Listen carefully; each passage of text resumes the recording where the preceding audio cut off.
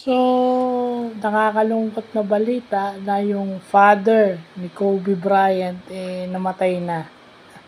No? So, nakakalungkot, no? So, pero sa bagay kasi may edad na rin si Joe Bryant no? So sa mga hindi nakakakilala kay Joe Bryant, siya yung naglaro sa NBA. Kakampi niya sila Dr. J. Julius Erving, tsaka sila Moses Malone, no?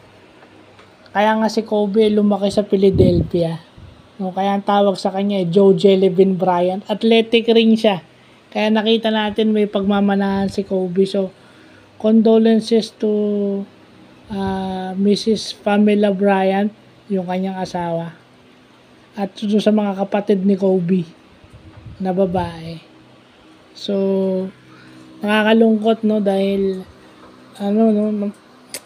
wala talaga tayong magagawa. Pero malungkot na balita yan dahil nawala na naman ng isang kapamilya yung NBA at saka yung buong basketball community.